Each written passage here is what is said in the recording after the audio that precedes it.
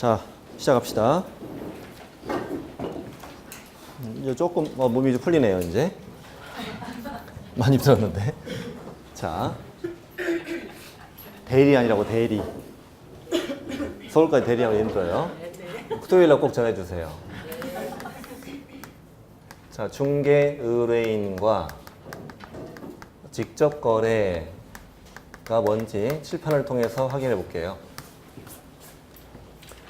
문장 그대로예요. 이 사람은 누구? 중개 의뢰인. 이자와 직접 내가 뭘 했다. 직접 계약을 했다는 뜻이에요, 그냥. 네. 그러면 이자는 집을 팔고 싶은 사람이에요. 팔고 싶은 사람인데 우리 집 좀 팔아주세요 라고 개공에게 뭘 했는데 중개 의뢰를 했죠, 지금. 중개 의뢰를 했는데 내가 상대방을 찾아서 중개하지 않고 내가 직접 이자와 뭘 했다. 매매 계약을 했다. 이런 뜻이에요. 그렇게 되면 당신은 몇 년이다. 3-3 이렇게 된다는 뜻이잖아요. 이걸 왜 못하게 하는 거야? 안 팔리는 거 내가 사줬는데? 이걸 왜 금지하는 거예요? 판사님은 이렇게 얘기해요. 중개 의뢰인과 직접 거래를 허용하면 알게 된 의뢰인과의 그 부동산에 관한 정보를 이용해 나의 이익을 위해서 이용될 가능성이 높다.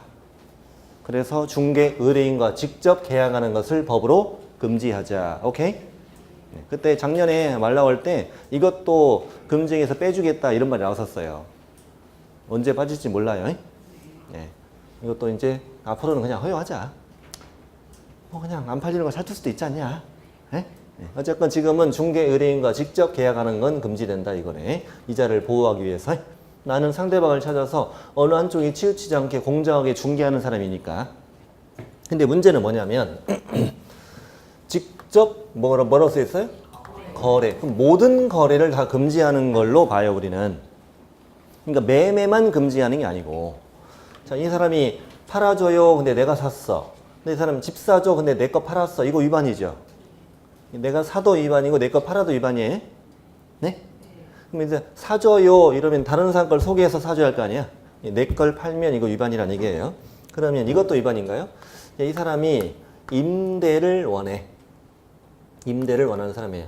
아파트 임대 좀 내주세요 했는데 개공이 이자와 임대차 계약을 체결했다. 이것도 위반이다 아니다? 이것도 위반인 걸로 본다 이거야. 매매만 금지하는 게 아니라 매매, 교환, 또 임대차 등 모든 거래를 다 금지하기 때문에 직접 거래라고 표현했어요. 매매만 금지하는 게 아니라 임대차도 금지하는 걸 알아두셔야 돼요. 어쨌거나 나에게 유리한 쪽으로 계약이 될 가능성이 높다 이거야. 의뢰인의 이익을 해할 우려가 있다. 그래서 모든 거래 다 금지한다 이렇게 하시면 돼요. 자, 그러면 이제 두 가지만 더 보고 이걸 마치면 돼요. 자, 보세요. 한 번 더 보세요. 이번에는 이 A가 집을 팔고 싶은데 대리인을 보냈어 나한테. 이자에게 대리권을 주고 대리인이 개공에게 찾아와서 이 집 좀 팔아주세요 이렇게 의뢰했다는 거예요. 근데 개공이 이 대리인과 매매 계약을 했어요. 이것도 직접 거래에 들어갈까 들어가지 않을까? 이제 개공이 뭐라고 주장했냐면 여기 뭐라고 써 있어요? 중개 의뢰인. 법조문이 중개 의뢰인이라고 적혀 있잖아요. 얘는 뭐예요? 대리인. 그러니까 중개 의뢰인이 아니잖냐고. 네? 근데 판사님 뭐라는 줄 알아? 걔가 걔요. 걔가 걔잖아. 됐어요? 그러니까 이것도 위반이다 아니다? 위반이다 이렇게. 앞으로 어떻게 부르라고? 앞으로 어떻게 부르라고요? 걔가 걔라고. 그래서 이 중개 의뢰인 범위 안에는 소유자뿐만 아니라 대리인도 포함한다. 오케이? 대리인과 계약을 해도 직접 거래로 본다 이거죠. 당연한 거 아닙니까? 당연한 거죠. 자, 하나 더 합시다. 이자는 개공갑. 자, 이자는 개업공인중개사 을. 자, 이 사람이 우리 집 좀 팔아줘요 라고 을한테 집 팔아줘 라고 의뢰를 했어요. 의뢰했는데 내가 사고 싶은데 내가 사면 안 되잖아. 그래서 옆집 개공 야 종으로 빨리 이렇게 해서 갑이 어디로 왔어요 이제? 사무실로 왔어요. 사무실로 왔고 을이 중개를 해서 누가 샀다? 갑이 샀다 이거야. 어떤 상황인지 아시겠어요? 그랬을 때 이 갑의 행위는 중개 의뢰인과 직접 거래일까 아닐까? 아니다. 찍어봐. 둘 중에 하나예요. 직접 거래 O 아니면 X? 한마디로 위반이다 아니다? 위반이 아니라고 그랬어 판사님은. 왜냐하면 나에게 찾아온 중개 의뢰인이다 아니다? 아니고 다른 계공의 중개로 사는 건 얘가 공정하게 중개한 거잖아요. 그러니까 이거는 위반이 아니다 이렇게 얘기한 거예요. 그러니까 이렇게 외워요. 다른 계공의 중개로 사고 파는 것. 시작. 다른 계공의 중개로 사고 파는 건 직접 거래가 아니다 이렇게 나온 대판이에요. 대판. 위반이 아니라는 얘기지. 이렇게 해도 된다는 거죠. 그럼 사고 싶으면 어떻게 사면 돼? 옆집 가서 하면 된다고. 됐어요? 네. 간단하네. 그게 이제 그 방금 우리가 공부한 게 뭐냐면 직접 거래인 경우 기역, 니은 했고요. 그다음에 직접 거래가 아닌 경우는 방금 디귿번을 본 거예요. 디귿이 가장 중요하거든요. 자, 디귿번 제가 읽어볼게요. 계공갑이 매도인으로부터 매도 중개 의뢰받은 다른 계공의 중개로 부동산을 매수하였다. 찾았어요? 또 여기까지 읽어보면 다시 매도인으로부터 매도 중개 의뢰받은 게 누구예요? 을이요, 갑이요? 을이죠, 을. 매도인으로부터 매도 중개 의뢰받은 을의 중개로 앞에가 갑이 샀다 이 말이죠. 띄어쓰기 잘해야 돼요. 그 다음에 매수 의뢰받은 또 다른 계공 병의 중개로 팔았다. 이게 살 땐 누가 중개했고? 을이 중개했고 팔 땐 병이 중개했다. 둘 다 직접 거래가 아니다 이렇게 얘기한 거예요. 쌍방 대리는 두 사람 모두로부터 위임을 받아서 계공 혼자서 계약서 쓰고 있는 거예요. 그러니까 자 지금 A로부터 대리권을 받았고 B로부터도 대리권을 받았다는 거예요. 매도 매수인데 그러니까 매도는 A의 대리인 계공이죠. 매수인은 매수인 B의 대리인 갑이죠. 이렇게 되는 거잖아요. 내가 갑이죠 지금. 두 사람 모두로부터 대리권 받았잖아요. 내가 지금 계약서 쓰고 있잖아 지금. 이렇게 되면 어느 한쪽이 불이익을 받을 가능성이 있어 없어요? 그럴 수 있잖아요. 네?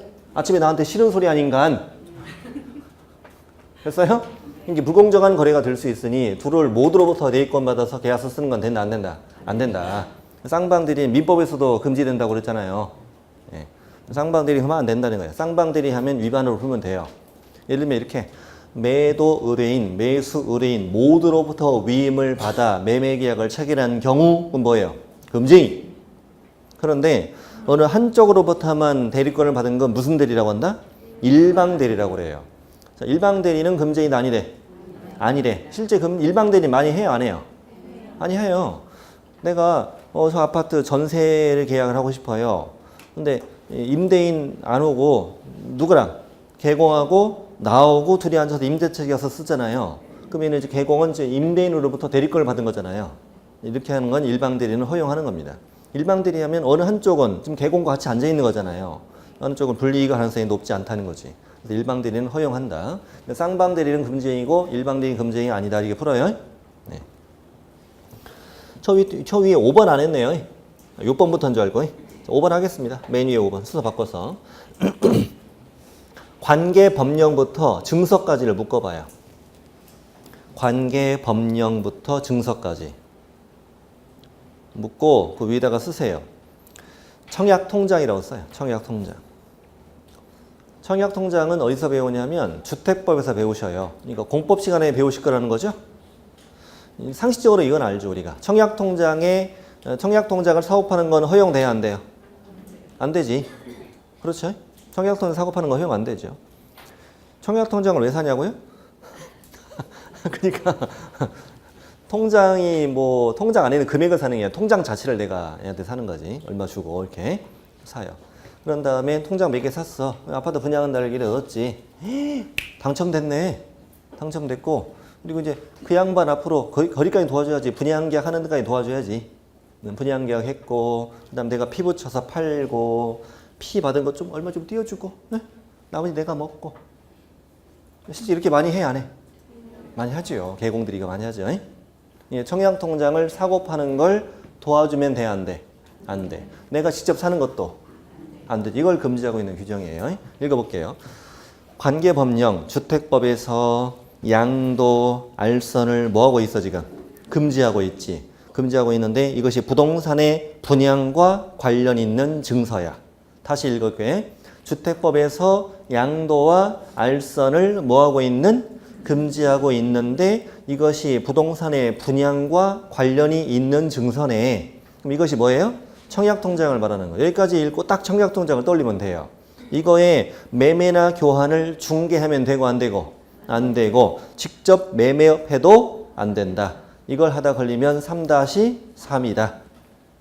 한마디로 첫 줄은 딱지죠, 딱지. 청약통장, 입주권 이런 딱지잖아요. 조합원 증서 같은 거, 딱지 같은 거를 딱지를 접지도 말고 치지도 마라. 시작. 딱지를 접지도 말고 치지도 마라. 그럼 넌 3-3이야. 이거야. 끝. 저 밑에 7번 갑니다.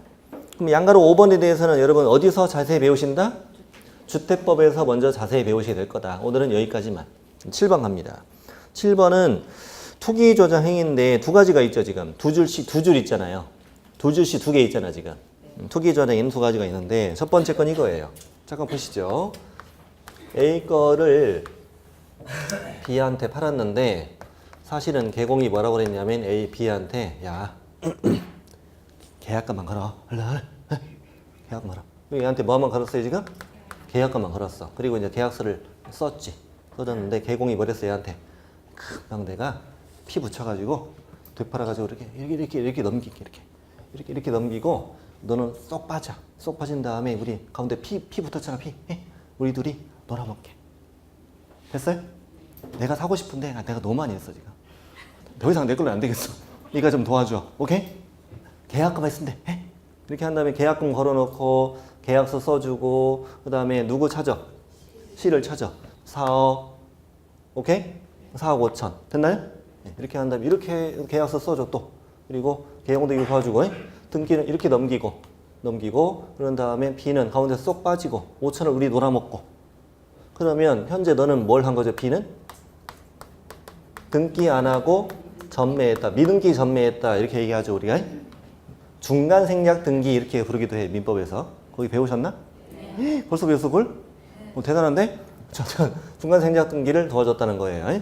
도와주고 가운데서 둘이 쏙 나눠 먹었죠. 그러면 B는 현재 탈세했나요? 탈세했죠? 투기. B는 탈세했고 투기했잖아요. 투기했고 나는 이걸 도와줬나요? 탈세 투기를 도와줬다. 그래서 투기 조장 행위 이렇게 얘기합니다. 미등기 전매하는 걸 도와주면 당신은 몇 년이다? 3년이 3-3이다 이런 뜻이에요. 3-3이다. 됐나요? 네. 미등기 전매하는 걸 도와주면 3-3으로 처벌된다. 한번 읽어볼게요. 탈세 등 관계법령을 위반할 목적으로 탈세나 투기 같은 걸 목적으로 이 말이에요. 탈세나 투기 같은 걸 목적으로 뭘 하지 않고 소유권 보전 등기를 하지 않고 또는 소유권 이전 등기를 하지 않고 그 부동산을 다시 매매하는 걸 뭐 했다? 중개했다 이 말입니다. 탈세 투기 목적으로 등기하지 않고 부동산을 되파는 것을 중개 도와주었다면 한마디로 뭘 도와준 거다? 저 밑에 줄에 적혀 있죠. 미등기 전매를 중개하는 경우가 해당하죠. 미등기 전매 도와주는 것은 투기 조장 행위로서 3-3으로 처벌된다. 좋아요? 네. 또 하나 있는데 세 번째 줄 전매 제한된 부동산 이만큼 몇 줄 쳐봐요. 전매 제한된 부동산 찾았어요? 이것도 주택법에서 배우셔야 되는데 투기 과열지구라고 있죠. 투기 과열지구가 현재 서울, 과천, 또 세종시 이런 데예요. 평택도 그렇게 될 수도 있어요. 투기 과열지구가 되면 뭘 못 팔아요? 분양권을 못 팔아요. 뭘 못 판다고요? 분양권을 못 팔아요. 분양권 못 팔게 하면 투기 못 할 거잖아요. 분양계약 할 때까지 못 팔아, 분양권을. 실제로는 다 하지, 뒤로. 명의 이전만 하는 거지. 몇 바퀴를 돌려. 몇 바퀴를 돌리고. 나중에 이게 원주인이 누군지도 몰라. 지금 몇 바퀴가 굴렀어. 나한테 온지도 몰라, 지금. 네. 됐죠? 그럼 나중에 이제 그 등기할 때 이렇게 계속 순차적으로 등기를 쭉쭉 해와서 나한테 와야 돼, 이제. 중간에서 다 한 번 다 해먹었죠. 해먹고. 이렇게 전매가 일정 기간 금지돼 있다고요. 일정 기간 못 팔게 막혀 있다고 지금. 오케이? 원래는 투기 과일지구에서는 분양권을 팔 수 있다 없다? 없다라고 막혀 있는데 이거에 매매를 도와줬으면 내가 투기를 도와준 거 맞죠? 이것도 마찬가지라는 얘기죠. 전매가 제한된 부동산의 매매를 중개하는 것도 투기 조장 행위로 당신은 몇 년이다? 3-3이다. 이렇게 보면 돼요. 그 정도 하시면 됩니다. 이 단원을 마치고 7장으로 합시다. 이제 7장의 제목은 뭡니까? 중개보수와 실비라고 돼 있는데 실비는 나중에 봐도 되고요. 아까 실비가 계약금 등의 반환채무이행 보호장에 관련된 실비라는 게 한번 나왔었죠. 약간 에스크로우에서 계약금 등의 반환채무이행 보호장에 소개되는 실비라는 게 한번 나오긴 했었어요. 이게 중개보수는 별도로 받을 수 있는 거예요. 있는 건데 실비는 나중에 공부하고 오늘 중개보수 위주로. 먼저 중개보수 청구권이라고 보이세요? 지급 시기가 재작년에 법에서 새로 만들어졌어요. 중개보수는 언제 받느냐. 대통령령이 정하는데 동그라미 2번 보니까 지급 시기는 개공과 의뢰인 간의 약정에 따라서 정할 수 있다는 거예요. 근데 약정이 없을 때는 언제로 하지? 거래대금 지급이 완료된 날. 한 번에 언제? 잔금대로 한다 이거예요. 잔금 때 법비 받잖아요. 근데 이때 그 재작년에 법조문 만들어질 때 그 개공대리 단체 협회에서는 어떻게 정부에 요청을 했냐면 계약서 쓸 때 법비 받게 해달라고 그렇게 요청을 했어요. 왜냐하면 자 계약서를 썼어요 지금 얘네들 간에 매매 계약이 체결되었고 개공이 계약서를 써줬다고. 자, 매매 계약서를 딱 썼을 때 법비를 받았다 이거야. 받았습니다. 매수인은 매도인에게 현재 계약금 치렀죠 지금. 근데 이런 거 나중에 민법에서 배우죠. 우리 매우기 전이라도 상식적으로 알지. 매수인은 내가 지급한 계약금을 뭐하고 포기하면 언제든 매매 계약을 뭐 할 수 있다. 폐지할 수 있다. 이렇게 배웠잖아.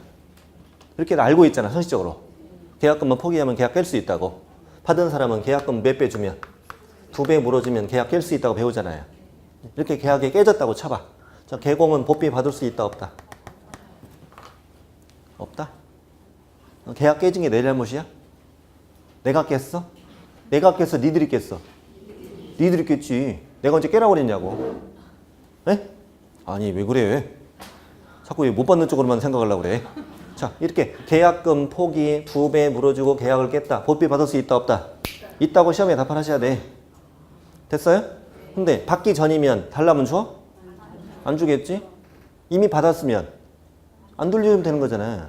그러니까 계약서 쓸 때 법비를 받기 원했던 거야. 됐어요? 네. 법적으로는 받을 수는 있는데 안 주지. 그럼 달라고 소송할 거야? 동네 소문나게 야 치사한 놈이더라 이러면서. 그래서 계약서 쓸 때 법비 달라고 법비 받게 해달라고 법조문에 넣어달라고 요청을 했는데 요청이 이루어지지 않은 거죠. 잔금 때까지 소홀히 할까봐 잔금 때까지 잘 도와주고 그때 법비 받아서 이렇게 만들어졌어요. 근데 한 발 양보는 했죠. 지급 시기는 약정으로 정할 수는 있다 없다? 있다라고 했잖아요. 계약서 쓸 때 받을 수는 있어 없어? 있지. 그렇게 약정할 수는 있는데 약정이 없으면 언제로 하자고요? 대금 지급이 완료된 날 잔금대로 하자는 얘기예요. 그럼 예를 들어서 내일 계약서 쓴다. 그럼 오늘 전화해요. 내일 올 때 법비 좀 가져오시라고. 됐어요? 자신 있으면 해봐요. 이렇게 하면 돼요. 에 기분인데 좀 주지. 이렇게. 에? 이렇게 하면서 분위기 썰렁하네. 자, 다음에 청구권 소멸이 그 얘기예요. 청구권 소멸. 자, 1번. 누구 잘못? 개공의 고의 과실. 개공의 잘못으로 계약이 무효 취소 해제되면 받을 수 있다 없다?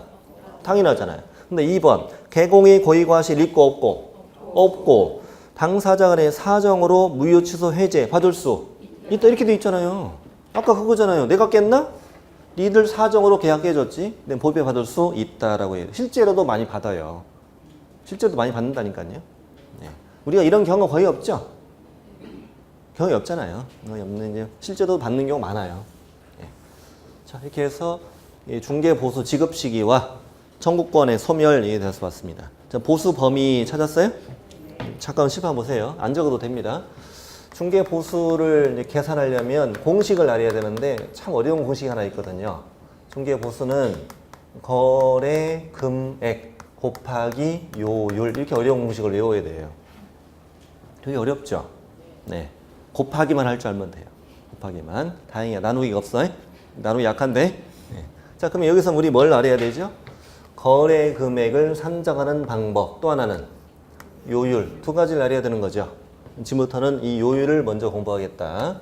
자, 요율은 크게 두 가지로 나눕니다. 안 적어도 돼요. 이것이 뭐일 때와 주택일 때와 뭐일 때로 주택 외일 때로 나눈다. 요율 공부하는 거. 요율 몇 퍼센트? 예. 주택은 주택의 부속 토지는 포함한다. 주택에 깔려있는 땅을 같이 팔 땐 땅도 뭘로 본다? 주택으로 본다고. 그러면 주택 외에는 또 두 개로 나눈다. 오피스텔과 나머지 상가 또 토지. 원래 입광공 들어가는데 오늘 여기까지만 이렇게 나눕니다. 그러면 주택과 주택 외로 나누고 주택 외는 다시 어떻게? 오피스텔과 나머지로 나눈다. 이 정도 틀은 딱 갖고 있어야 되고. 자, 다시 주택부터 시작할게요. 동그라미 1번 아주 중요한 문장이에요. 자, 주택의 중개 보수는 어디서 정하는 바에 따라 국토부령이 정하는 범위 안에서 뭘로 정한다? 시도조례로 정한다. 꼭 외워야 되는 문장이에요. 주택의 중개 보수는 국토교통부령에는 몇 퍼센트까지 받을 수 있어 라고 뭐가 정해져 있고 범위가 정해져 있고 이 국토부령이 저 범위 안에서 뭘로 정합니다? 각 시도 조례로 정한다. 이렇게 되어 있다고. 시도가 뭐야? 시도. 특별시, 광역시, 도. 특시, 특도 여기 시도 조례로 한다. 그럼 이제 우리는 뭘 봐야 되느냐? 국토교통부령의 범위는 어떻게 되느냐? 이걸 먼저 외워야 되죠. 국토부령에 써 있으니까 이 범위를 외워야 됩니다. 동그라미 2번 제목이 뭐예요? 국토교통부령의 범위라고 써 있잖아요. 친절하게 써드렸잖아요. 자, 국토부령에 가보니까 거래 당사자 쌍방으로부터 어떻게 받으시래? 각각의 동그라미 쳐놓고 각각 받되. 그 다음에 누구한테 받는 금액은? 일방의 동그라미. 일방으로부터 받을 수 있는 한도는 이것이 매매나 교환 계약일 땐 거래 금액이 얼마? 1000분의 9 이내. 1000분의가 0.9% 말합니다. 1000분의 9 이내. 임대차 등일 때는 얼마로 하자? 1000분의 8 이내로 한다. 자, 실판 보시고 이 안에서 뭘로 정한다? 시도조례로 정한다 이 말이에요. 각 시도조례로 이 범위 안에서 만들어서 받으라고. 됐어요? 네. 그러면 국토부령의 범위만 가지고 해볼게요. 그러면 아파트 10억짜리를 팔았대. 10억짜리 매매 얼마? 0.9. 10억 0.9는 얼마? 90만 원? 어느 세월에 돈 번디야? 괜찮아요. 가끔 9천이라는 분도 계셔요. 아, 돈 벌기 쉽네. 9천. 900. 됐어요? 우리가 받고 싶은 건 9천이죠. 주고 싶은 건 90이고. 그래서 900이에요. 자, 그러면 질문 드릴게. 900, 900이다. 450, 450이다. 어디가 900구에 써 있어요? 여기. 한 사람한테 받는 게 얼마고? 900이고. 이걸 쌍방 각각 받는다. 이 기본을 먼저 갖춰야 된다고. 그러니까 우리가 앞으로 계산할 금액은 누구한테 받는 금액? 한 사람한테 받는 금액을 계산하는 거라고 지금부터 우리는. 됐어요? 네, 문제 질문에 한쪽이 얼마니? 그러면 900. 양쪽이 얼마니? 이러면 1800. 이렇게 하실 수 있어야 된다고. 되셨어요? 네, 나중에 질문을 잘 읽어야 되니까. 이 안에서 시도조례로 정한다고 적혀있네. 그 시도조례가 오른쪽에 표에 있죠. 적어드렸죠? 이 시도조례는 외울 필요가 있다 없다? 없다. 조례니까 조례. 서울시 조례잖아요. 경기도 조례 다룰 수 있잖아요. 그럼 이 문제 풀 수 있어요? 다음 복비를 강원도 조례로 풀어라. 풀 수 있어 우리? 못 풀지? 말도 안 되는 거지? 그러니까 시도조례는 시험법이 아니에요. 이 문제 풀 때 어떻게 된다? 그 표를 줘. 보고 푸는 거예요. 그러니까 너무 쉬운 거지. 보고도 못 풀어 어떻게. 보고는 풀지. 근데 보는 방법을 알아야지 이제부터. 보는 방법을 알아야 됩니다. 저는 전국의 모든 시도 조리를 다 외우고 있습니다. 대단하죠? 똑같거든요. 똑같다고 거기는 거랑. 뭐 다른 이유가 뭐 있습니까? 자, 매매 교환이 4줄 있죠. 임대차도 몇 줄 있고 4줄 있고. 자, 5천 미만이면 5천은 들어가요, 안 들어가요? 안 들어갑니다. 딱 5천일 때는 0.6으로 가야 되죠? 아, 0.5로 가야 되죠? 그래서 5천 미만이면 0.6, 5천 이상이니까 5천 들어가는 거죠. 2억 미만까지는 얼마? 0.5. 그다음에 2억 이상 6억 미만은 0.4. 점점 내려가네. 그러다가 6억 이상 9억 미만은 또 올라갔어. 0.5로. 뭔 일이래? 자, 고가주택은 더 많이 받으라는 얘기네. 근데 왜 내려가다 올라가지? 몰라.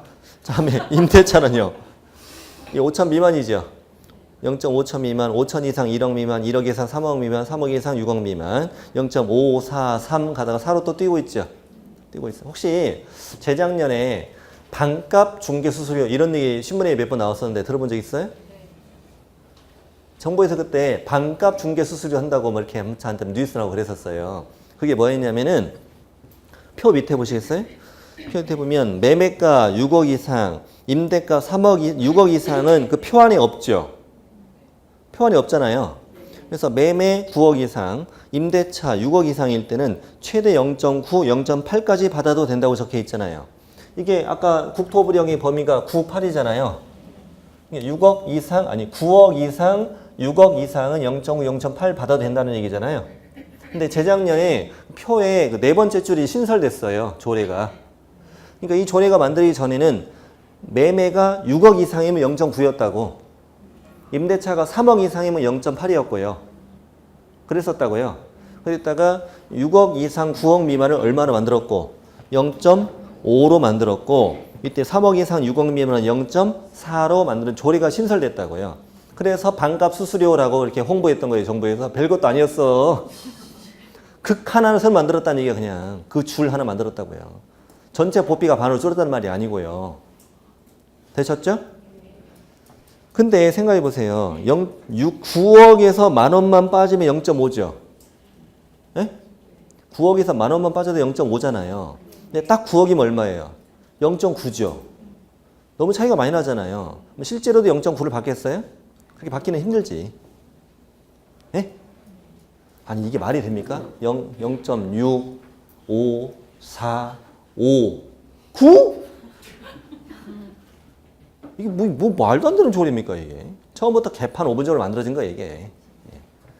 처음부터는 처음에 4번째 줄이 없었잖아요. 이게 내려가는 거 있었던 6, 5, 4 내려가기만 있었어요. 내려가는 것도 불만이 많았어 우리 개공들은. 아니 왜 집값이 비싸면 왜 요율이 내려가는 거예요? 세금은 있는 사람은 더 내는 거 아니야? 아닌가요? 세금은 부자들이 더 많이 내는 거 아닙니까? 법비는 덜 내려잖아? 그 말은 그 위에 높은 구간에 있는 사람들이 이 조례를 만든 거지? 그러겠지? 30년 전에? 그렇죠? 이거 만들었어요. 그대로 한 번도 안 올려줬어요. 올려달라고 했지. 30년 동안 한 번도 안 올려줬어. 왜 안 올려줬냐면 야 집값이 올랐잖아. 그럼 이거는 안 올라도 이게 올랐잖아. 이렇게 주장하는 거지. 그 말도 틀린 말은 아니네? 그렇잖아요? 이게 가만히 있어도 뭐가 올랐어요. 집값이 올랐으니까 보비는 더 많이 받게 되잖아요. 네. 그 이유도 그 말도 뭐 틀린 말은 아니긴 하죠. 아무튼 이건 보는 방법만 하시면 되는데 자 그러면 한번 예를 들어봅시다. 아파트 매매부터 한번 연습해 볼까요? 매매. 자 1억. 1억이면 0. 얼마? 찾으세요. 0.5. 보고도 못 찾아 좀. 거기 5천 이상 2억 미만 0.5 얼마? 50. 뭘 500에 또 50 제발 50. 자 50입니다. 50, 50, 100 50, 50이에요? 아니면 100, 25, 25예요? 50, 50. 네. 한쪽이 얼마니? 50. 양쪽이 얼마니? 100. 이렇게 하는 거고. 자 그러면 1억 8천 해봅시다. 1억 8천 곱하기 0.5. 자 5, 8은 40. 4 올리고 5, 1은 5. 90. 자, 답은 90인가요? 오른쪽에 뭐라고 써 있나요? 한도액. 한도액이 얼마? 80만 원이라고 적혀 있죠. 그래서 답은 얼마? 80. 80. 한도가 있으면 한도를 넘어서는 안 된다는 뜻이에요. 왜 한도가 만들어졌냐? 지금부터 보여드릴게요. 딱 2억일 때는 얼마예요? 2억의 매매 0. 보고 찾으세요. 2억 이상 0.4. 2억 이상 0.4잖아요. 그럼 2억일 땐 딱 얼마 나와요? 80 나오잖아요. 그러니까 2억보다 작은 숫자인데 80보다 더 나오면 안 되지 않느냐 이거지. 그래서 2억에 0.4, 80을 그 위에 있는 칸의 한도액으로 잡은 거죠. 그러면 5천만 원 얼마예요? 5천만 원. 5천 이상이죠. 5천 이상 0.5잖아요. 5, 25만 원이죠. 25만 원 그 위에 칸의 한도로 잡았죠 또. 왜냐하면 자 계산해 볼까요? 4,500. 4,500에 0.6이죠. 5천 미만 원. 0.6인데 계산해 보면 27만 원 나오잖아요. 근데 답이 얼마로 하자고? 25로 하죠. 한도액은 그 아래 칸의 최저 한도가 그 위 칸의 최고 한도로 잡혀 있는 거잖아요. 이렇게 만들어진 겁니다. 한도에 있는 거 시험에 잘 나옵니다. 1억 8천, 1억 9천 이런 게 시험에 잘 나오는 거예요. 당연히. 네, 당연한 거 아니겠어? 네. 자 그러면 2억은 80, 3억은 3억, 120. 아 이게 계산을 못해. 보고도 못해 왜? 3억, 120, 4억, 160, 5억은 200, 6억은 300이지. 0.5잖아 이제. 네? 7억은 350, 8억은 400, 9억은 최대로 얼마냐? 0.9니까 810. 810. 됐어요? 네. 그렇게 하는 거. 임대차 합시다. 임대차 일단 월세 없는 전세로 갑시다. 월세 없는 전세에서 자 7천 0.4는 28, 8천 32. 그런데 30 한도. 좋아요? 9천도 30. 1억도 30. 7,500에서 1억까지 다 30이 나오게 되어 있습니다. 좋아요? 네. 2억은 60, 3억은 120, 4억은 160, 5억은 200, 6억은 최대로 480, 68, 48. 좋아요? 네. 보고 할 줄 알아야죠. 보고도 풀면 안 되잖아요. 이렇게 조리를 보는 방법이다. 조리는 시험 범위에서 준다. 시험에서 주니까 보고 푸시면 된다 이겁니다. 자, 주택 외로 갑니다. 주택 외에는 첫 번째 뭐가 나왔어요? 오피스텔 전용 면적 얼마 이하? 85제곱미터 이하. 85제곱미터 들어가 안 들어가요? 들어가는 거죠. 85제곱미터 이하고 부엌 있고 또 화장실 있고 또 목욕실을 갖추었죠. 갖추었을 땐 이때는 매매 교환일 땐 얼마로 하고 매매나 교환은 1000분에 0.5%까지 하고 임대차득일 때는 0.4까지로만 하자 이거죠. 잠깐 칠판 보시고 이 오피스텔이 재작년에 신설되었습니다. 그 이유를 말씀드릴게요. 오피스텔은 주택이다 주택 외에다. 공부상으로 지금 주택이 아닙니다. 공법 시간에 나중에 배우실 거예요. 오피스텔은 공부상으로 주택이 아닙니다. 주택 외에요. 일반 업무시설 같은 게 들어가는 거거든요. 공법을 좀 배우고 가야 돼. 그러니까 오피스텔은 주택 외였기 때문에 재작년에 이게 만들어지기 전에는 무조건 얼마 받았어요? 무조건 0.9를 받았어요. 좀 이따가 0.9라고 배워요. 주택 외에는 무조건 0.9라고. 오피스텔은 얼마 받았어요? 0.9를 받았어요. 재작년까지 다. 네? 네. 그러면 부피가 세잖아요. 근데 오피스텔에 들어가는 사람 중에 주거용으로 쓰는 사람도 굉장히 많았죠. 많은데 아니 내가 저기 아파트 들어가면 0.4, 0.3 이런데 에? 아까 임대차 0.5, 4, 3, 7, 5 이러잖아요. 이런데 오피스텔에 들어가니까 무조건 0.9인 거야. 이거 말도 안 된다고 막 주장해가지고 결국에 재작년에 개정이 된 거예요. 85 이하고 부엌 있고 화장실 있고 목욕시설 이거 다 갖췄다면 주로 뭘로 이용되니까? 주거용으로 주로 이용되니까 이런 목적일 땐 5, 4만 받자 이렇게 만들어서 그쪽에 오피스텔 중개하는 사람들이 복비가 반토막 나지 다. 됐죠? 네. 그래서 5, 4로 바뀌었어요. 오피스텔은 5, 5, 4. 시작. 오피스텔은 5, 5, 4. 외워야 돼요, 다. 이거는 조례다 아니다? 조례가 아니야. 국토부령에 있는 숫자는 외워야 돼. 9 또 8 또 5 4 9 이거 외워야 된다고. 됐나요? 그러면 밑에 나머지 상가, 토지 보이세요? 상가나 토지 같은 건 무조건 얼마? 0.9 이 안에서 뭘로? 협의로 둘이 요율을 정하세요. 이렇게 돼 있네요. 이 가장 우리가 처음에 외워야 될 기본 틀이 이거예요. 기본 틀이 이겁니다. 그럼 질문 드릴게요. 주택의 임대차 해볼게요. 제가 주택의 뭐? 임대차. 주택의 임대차는 1000분의 8 이내에서 시도조리로 정한다. 오. 좋아요? 네. 상가 임대차는 1000분의 8 이내에서 협의로 요율을 정한다. X. 여기는 뭐? 9. 매매, 교환, 임대 따지지 말고 무조건 얼마? 1000분의 9. 여기는 무조건 8이 있어 없어? 없어. 8은 딱 여기 한 번만 나옵니다. 다시 주택은 뭘로? 국토부령 범위 안에서 뭘로 정한다? 시도조례로 정한다. 자, 그리고 이 국토부령에는 쌍방 어떻게? 각각. 그리고 누구한테 받는 거? 1방. 매매교환은 9. 임대차 등은 8. 안에서 뭘로? 시도조례. 표로. 됐어요? 자, 주택 외에는 이거 하나 빼먹었다. 동그라미 1번. 주택 외에는 뭘로 정한다? 국토교통부령으로 정한다. 이 말도 중요합니다. 국토교통부령으로 정한다. 옆에다 쓰세요. 시도조례로 정한다. OX, X. 주택 외에는 시도조례가 있다 없다? 없다. 주택에는 시도조례가 없고 무조건 뭘로만 정한다? 국토부령으로만 정하는데 국토부령에 가보니까 오피스텔은 뭐? 5, 4. 나머지는 전부 다 9 안에서 뭘로? 협의로 요율을 정한다. 이렇게 만들어져 있다고요. 되셨나요? 네. 기본적으로 외워야 되는 것들이고. 그러면 동그라미 3번까지 보신 거죠? 찾았어요? 동그라미 3번에서 하나 더 알아야 될 것은 자, 주택 외인데 85제곱미터가 뭐하는? 초과하는 오피스텔도 동그라미 2번으로 안 가는 거잖아요. 85제곱미터 이하만 들어가잖아요. 그래서 85가 초과되면은 그것도 상가나 토지 쪽으로 보는 거예요. 되셨죠?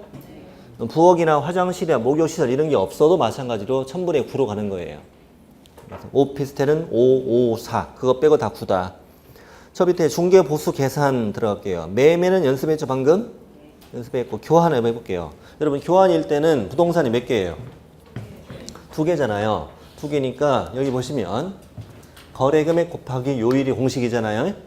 볼 때 이 거래금액을 구해야 요율을 찾아서 곱할 거 아니야, 우리가. 이때 이 거래금액을 둘 중에, 부동산이 2개인데 둘 중에 어떤 걸로 하래? 둘 중에 큰 걸로 결정하라고 적혀 있잖아요. 거기 거래금액이 뭐? 큰 부동산의 가액을 거래금액으로 한다 이렇게 돼 있지. 그럼 이제 거래금액은 우리 아니까 이제 알았으니까 요율을 찾아서 곱하면 되는 거잖아요.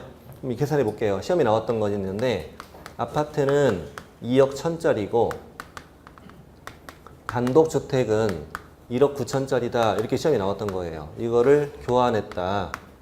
개공이 이거를 중개했다. 쌍방으로부터 얼마 받느냐라고 물어본 게 그 질문이었어요. 자, 그러면 둘 중에 어떤 거를 결정해요? 2억 1000으로 결정을 하라고요. 근데 둘 다 주택이잖아요. 주택이니까 이 9 안에서 뭘로? 시도조례로 정하니까 조례를 보고 찾아야죠. 그래서 아까 표를 보고 찾으세요. 0. 얼마예요? 0.4죠. 2억 이상이니까 0.4 곱했더니 얼마 나오고 84만 원이 나왔는데 그 칸에는 한도가 없죠. 한도가 없습니다. 84가 답인 거죠. 근데 양쪽이 얼마냐 그랬으니까 정답은 168만 원으로 답을 하시는 거다 이거지. 방법하셨나요?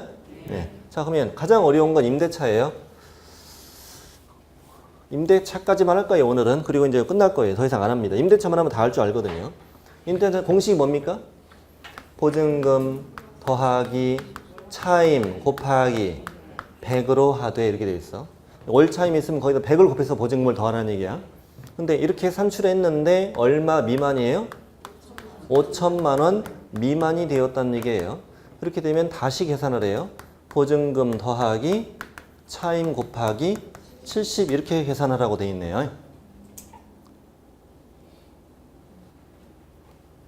자, 지금부터 잘 보세요. 역사를 좀 알아야 돼. 1년 동안 딱 한 번 하는 얘기입니다. 지금부터 하는 얘기도. 네. 2006년 1월 30일 날 저렇게 개정됐습니다. 개정될 때 처음에 어떻게 됐냐면 그 1월 29일까지는 월세에 있는 임대차 중개보수 계산 공식은 이랬습니다. 보증금 더하기 차임 곱하기 계약 개월수. 옛날에 그랬어요. 2006년 1월 29일까지는. 이렇게 해서 거래 금액을 계산하고 요일을 곱해서 받아라 이 말이었어요. 예전에 그래서 예를 들어보면은 500인데 월차이면 30을 할게요. 근데 1년 계약했어요. 1년. 1년 계약하면 얼마예요? 곱하기 12잖아요. 그럼 이걸 더하라 이거지. 이거 이렇게 계산하면 얼마 나와요? 360에 860이 되잖아요. 860만 원이 아까 임대차 그 조례에서 한번 찾아보세요. 얼마인가? 860이면 조례가 몇 프로예요? 임대차 찾아야 돼. 아래 칸. 5천 미만이죠. 0.5. 자, 그러면 860만 원에다가 0.5를 곱하면은 얼마 나옵니까? 정말 놀라운 숫자가 나옵니다. 43만 원인가요? 4만 3천 원인가요? 4만 3천 원이에요.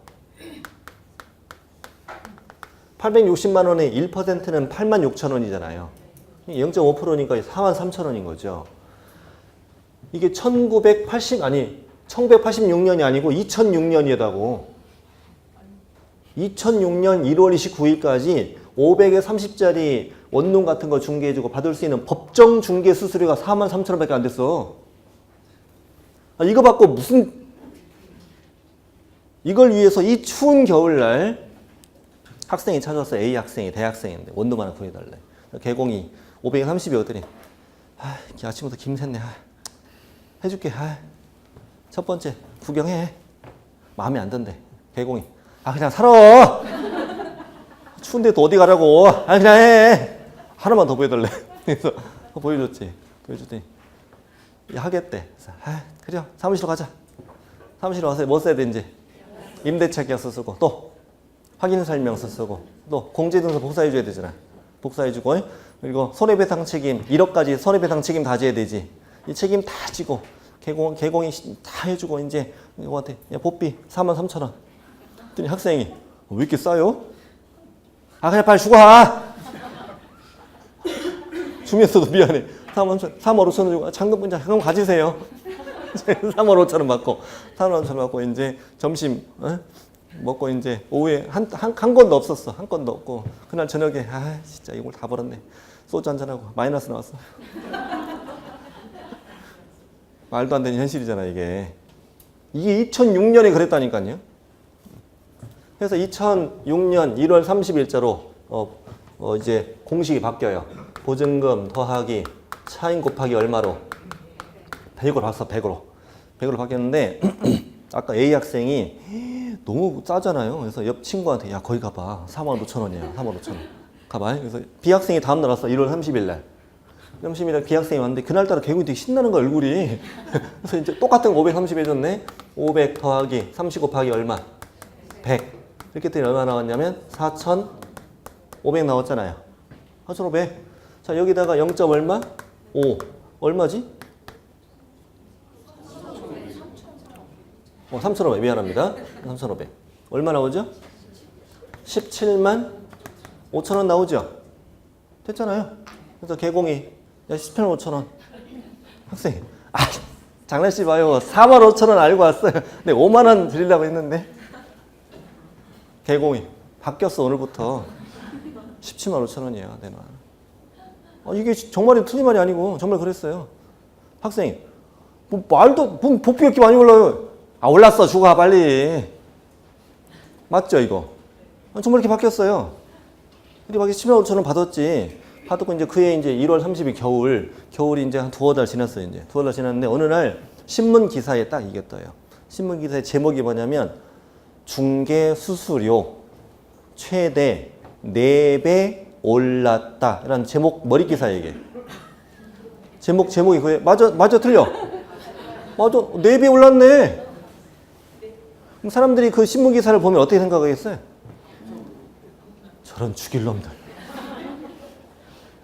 이 어려운 경기에 보비를 4배씩 받아 처먹어? 그런 생각 했어, 안 했겠어? 했겠지. 다른 건 변하지 않고 뭐만 바뀌었어요? 월세, 중개 수수료 계산 공식이 현실적으로 바뀐 거예요, 그냥 이렇게. 바뀐 건데, 사람들 그거 보고 다 욕하지. 난리가 났어. 해가지고 막 그때 막 신문, 한번 뉴스에 터지면 그다음부터는 계속 나오잖아요. 3사 방송 뉴스에 다 나오지. 결국에는 어떻게 국토부 장관 나와서 사과했어, 사과. 진짜로 장관이 나와서 사과했다니까요. 다시 검토하겠습니다. 이렇게 해서 이제 그해 봄에 공청이 열리고 그 시민단체, 개공들 단체 뭐예요? 마이크 뽑히고 막 의자 날라다니고 난리 났어. 그러다가 이게 1월 30일 그해 7월 1일자로 이게 신설됩니다. 그해 7월 1일자로 이렇게 산출한 금액이 얼마 미만이면 5천만 원 미만 70으로 가자 이렇게 바뀌었어요. 자, 그래서 또 이쪽으로 가봅시다. 그럼 이제 이렇게 하지 말라는 얘기죠. 왜? 3,500이면 5천 미만이잖아 지금. 이렇게 100을 곱해서 더한 것이 얼마 미만이면 5천만 원 미만이면 이렇게 하지 말고 다시 해라. 500 더하기 30 곱하기 얼마로? 70으로 다시 해라. 이렇게 했더니 얼마 나왔네? 2,600 곱하기 0.5 그랬더니 13만 원이 나오더라 이거야. 적당하게 받겠다는 거지 이제. 네. 그럼 도대체 이게 뭐냐? 왜 그런 일이 있었느냐? 월세 사는 사람이 주로 누구야? 없는 사람이지. 그렇죠? 다른 건 그대로인데 월세 중개 수수료만 너무 많이 올랐다. 이런 지적도 사실은 피할 수 없는 거죠. 그렇죠. 그래서 이렇게 했는데 그럼 도대체 100은 뭐고 70은 뭐냐 이거지. 이런 공식은 도대체 어떤 근거로 나왔냐 이거잖아요. 이런 거 안 궁금해요? 궁금해요? 네. 처음이자 마지막으로 한다고 그랬어요 제가 오늘. 네. 왜 100이 나왔고 70이 나왔느냐 이거지. 자, 예를 들어서 현재 전세 5천으로 한다 합시다. 5천으로 사는데 이번에 재계약을 했어요. 보증금은 2천으로 남겨두자. 나머지는 3천 돌려줄 테니까 월세로 내. 이럴 때 이제 보증금을 뭘로 바꾸는 거예요? 월세를 바꾸는 거잖아요. 바꿀 때 당연히 주택임대차 보호법이라는 법이 적용됩니다.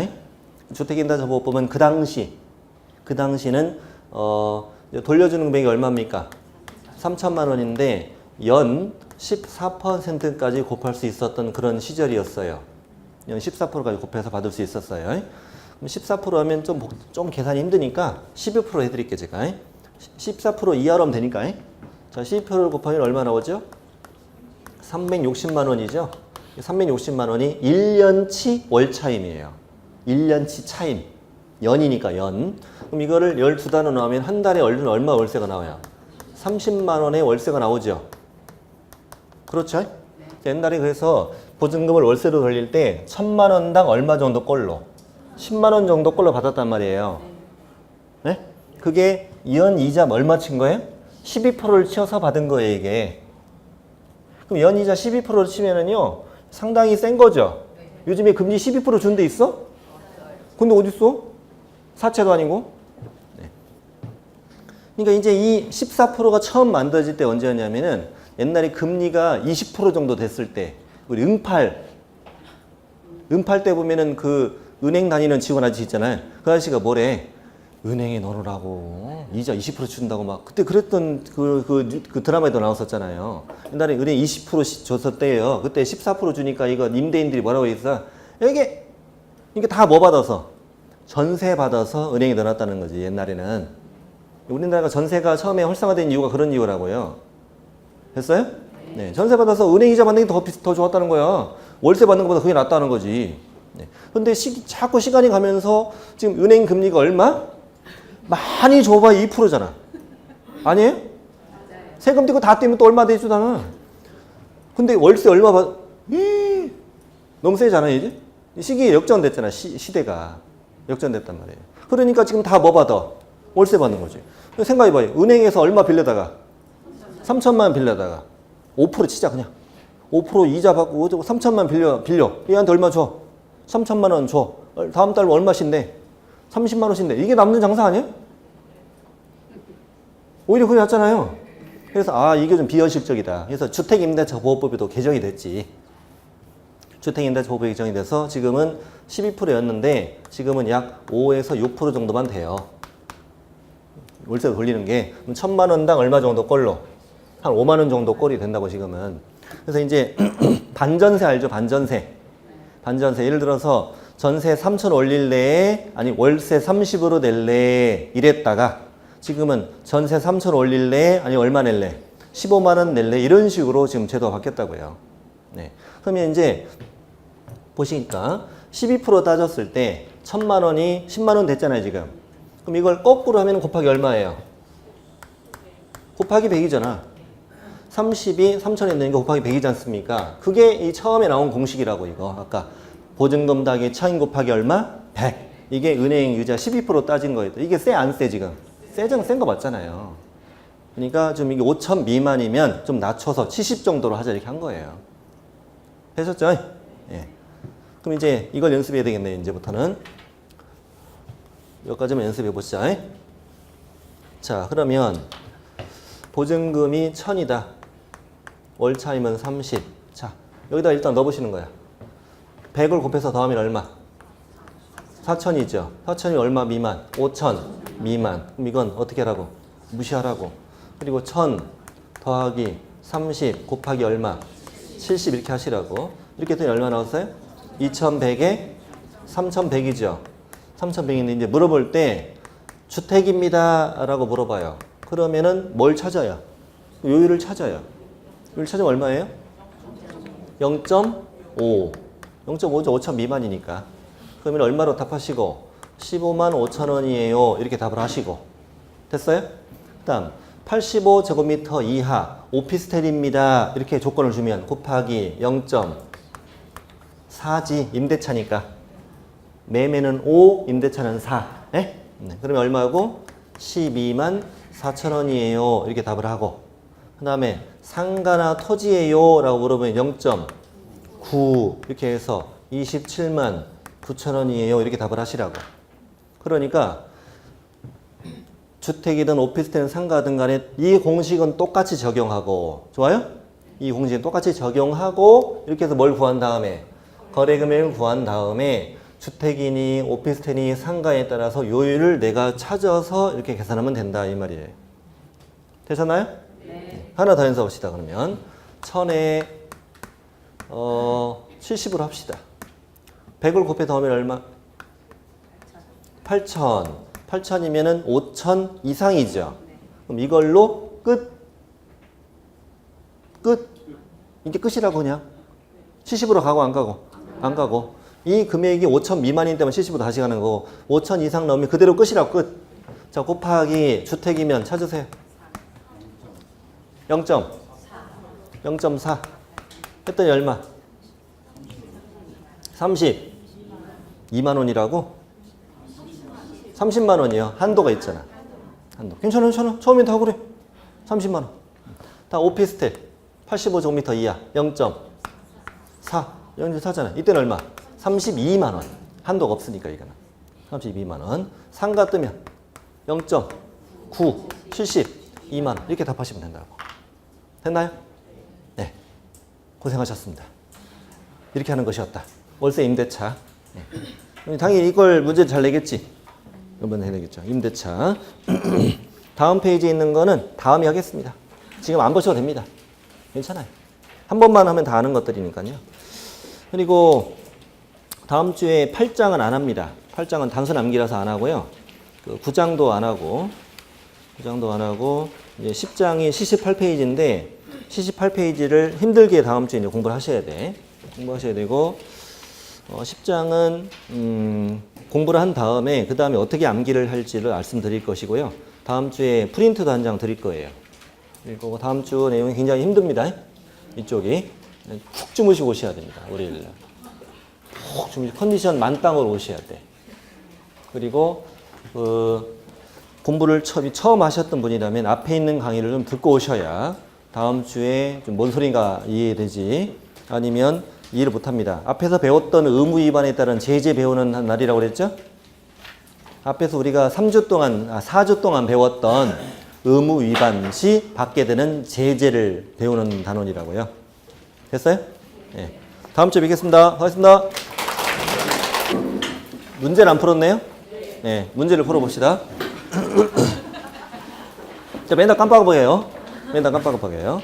자, 인사는 했다 치고, 자, 1번은 어디가 틀렸습니까? 중개사무소 개설 등록을 하고 업무 개시 전에 이렇게 나와야 되지. 등록을 하고 업무 개시 전에. 등록 전에가 아니고. 자, 2번은 왜 틀렸나요? 여러분, 손해배상 책임 보장에 관한 사항을 설명해야 되는 건 언제? 중개가 완성된 때라고 해야죠. 완성되기 전이 아니고. 실제 그렇게 시험에 잘 나오는 부분이에요. 3번은 공제인데 내가 기간이 만료되어서 다시 보증 설정을 하고 싶대. 근데 언제까지 하랬죠? 만료일까지. 숫자 들어가면 안 된다고 그랬죠. 그걸 손해배상을 해줬을 때 15일 안에 다시 가입하라고 그랬죠. 그거는. 그쪽과 헷갈리는 부분이고요. 3번도 틀렸고. 다 틀렸네. 4번은 계약금 등을 누구 명의로? 개공의 명의로 예치를 할 때는 개공은 예치 대상인 계약금 등에 해당하는 금액만큼 보증 설정하라고 그랬죠. 개공이 예치 명의자가 될 때 지는 의무였어. 맞아요. 자, 5번은요. 금지행위 이다 아니다. 왜 아닐까? 분양대행은 중개와 구별되는 업무이므로 분양대행하고 받게 되는 재가는 중개보수를 초과해도 위반이 아닌 걸로 고르는 거예요. 금지행위에 속하지 해당하지 않는다. 그러니까 맞았지요. 맞았고 6번은 매도 의뢰인으로부터 대리권을 받은 자와 직접 매매 계약을 했으면 대리인과 계약을 했다는 얘기잖아요. 그래도 직접 거래에 속한 다. 아까 위반이라고 그랬죠. 틀렸고 7번은 개공이 임대 의뢰인을 대리해서 임차 의뢰인과 임대차 계약을 알선했다는 것은 지금 뭘 한 거죠? 일방대리죠. 일방대리. 한 사람 대리한 거죠. 일방대리는 금지행위에 해당하지 않는다고 그랬으니까 틀렸고 8번은 국토부령 범위 안에서 시도조례로 정하는 것은 주택이다 주택 외다. 주택입니다. 앞에 주택 외라고 해서 이 문장을 이런 식으로 틀리게 굉장히 잘 냅니다. 네. 주택 외에는 그냥 국토부령으로 정한다 그랬죠. 다음에 9번은 상가 또는 토지죠. 상가 또는 토지 임대차는 1000분의 9 이내에서 개공과 의뢰인 협의로 결정하고요. 틀렸어요. 8은 없어요. 거기는. 10번은 오늘 안 했는데 자 말씀드릴게요. 자 이게 이 건축물인데 일부는 상가고 일부는 주택인 거예요. 이럴 때 상가 주택을 나누어서 따로따로 곱비 계산하는 게 아니라 전체를 주택, 전체를 주택 외 둘 중에 하나로 결정해요. 면적을로. 그래서 주택의 면적이 2분의 1 이상이면 전체를 주택으로 해요. 그러니까 지금 주택의 면적이 딱 얼마예요? 2분의 1이죠. 2분의 1이면 전체를 뭘로 해요? 주택으로 적용해요. 그래서 맞는 문장이고요. 오늘 여기까지 못 나갔습니다. 네. 한 번만 하면 금방 하는 거고요. 다음 주에 뵙겠습니다. 또 뵙겠습니다. 네.